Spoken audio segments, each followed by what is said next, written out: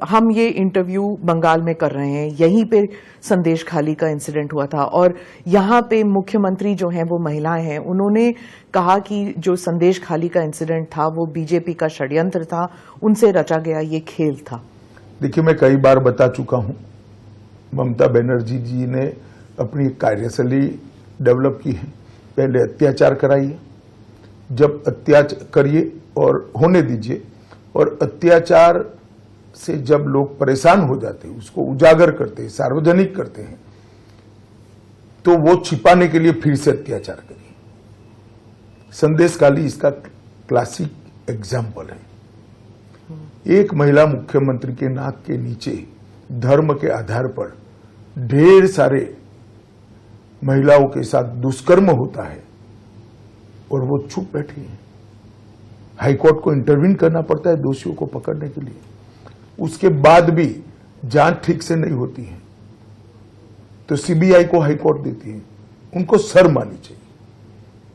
विपक्ष कहता है कि जहां आप संदेश खाली का इंसिडेंट उठाते हैं, आपका ही जो अलायंस कर्नाटका में है वहां पे भी औरतों पर अत्याचार हुआ था। प्रज्वल रेवन्ना का केस बता रही हूं मैं, वहां पर आपने उन्हें बाहर जाने दिया।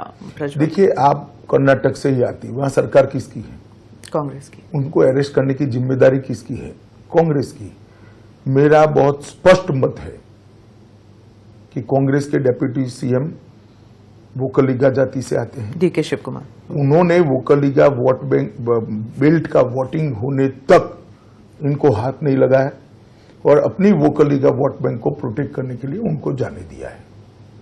जिम्मेदारी अगर किसी की है तो उनकी है। जैसे ही घटना बाहर आई, मेरी पार्टी की ओर से मैंने ही स्पष्ट किया था, भले हमारे एलआई हो, कठोर से कठोर कदम उठाना चाहिए, या तो वो सीबीआई को दे दें। बंगाल में जो इलेक्शन रिलेटेड हिंसा होती है उसके बारे में आप कुछ बताएंगे हमें? देखिए, बड़ा दुर्भाग्यपूर्ण है। एक जमाने में यूपी बिहार में रैगिंग होती थी, चुनाव आयोग प्रिवेल कर गया, रैगिंग समाप्त हो गई। धीरे धीरे चुनावी कल्चर भी बदला। एक जमाने में आतंकवादी कश्मीर के अंदर वोटिंग ही नहीं होने देते थे। 2 दिन पहले वहां पर भी 35% वोटिंग हुई, एक रिकॉर्ड है। मतलब आतंकवाद जब से शुरू हुआ तब से अब तक का रिकॉर्ड है।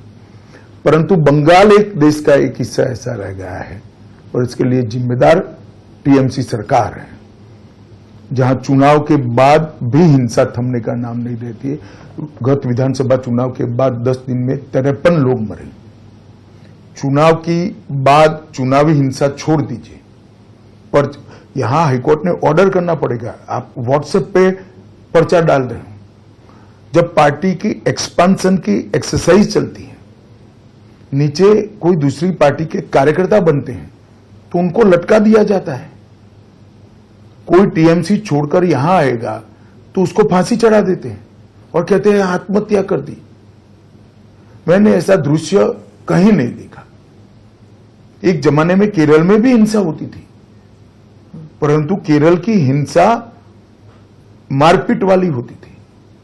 तो गरीब लोगों को आप फांसी पे लटका दोगे, जिंदा जला दोगे।